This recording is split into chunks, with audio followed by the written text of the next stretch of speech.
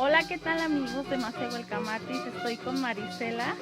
Es una niña indígena náhuatl de la Huasteca Veracruzana. Ella tiene 13 años y es de la comunidad de Coahueloco, del municipio de Izhuatlán de Madero. Quiero que la escuchen porque tiene un mensaje muy interesante para todos nosotros. Buenas noches. ¿Quieren que hable? Soy Rogelio Ramírez Hernández. Espérame. ¿Ya?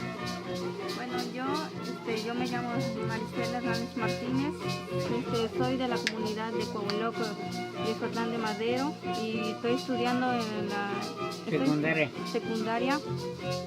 Estoy estudiando una carrera para terminar mis estudios y estoy estudiando para conocer más el náhuatl y bueno, más conocer, y me gustaría tener un celular y una cámara para así tomar cerros, así, las costumbres, todo eso, todo lo que hacen, así, todo lo que bailan, así, de la música, y para escuchar música de los músicos, para escuchar lo que me gusta, grabarlo bastante y tenerlo en mi recuerdo, para que siempre voy a andar en mis costumbres, y quiero terminar en una carrera para también ayudar a los que no pueden hablar náhuatl.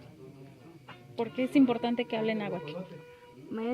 Es importante que no lo pierdan, para que hablen náhuatl, para que no hablen español más, que hablen más náhuatl, y que tengan también hagan costumbres para que llueva, hay galotes, todo eso, y para, bueno, que no se pierda el náhuatl, porque eso es más importante. Di algo en náhuatl. Gracias, Sí. las camates. Gracias. Las camatina, no toca Marisela Hernández Martínez, o a mi ¿Cómo camatina me llamo? costumbre. Ya dile mi nombre.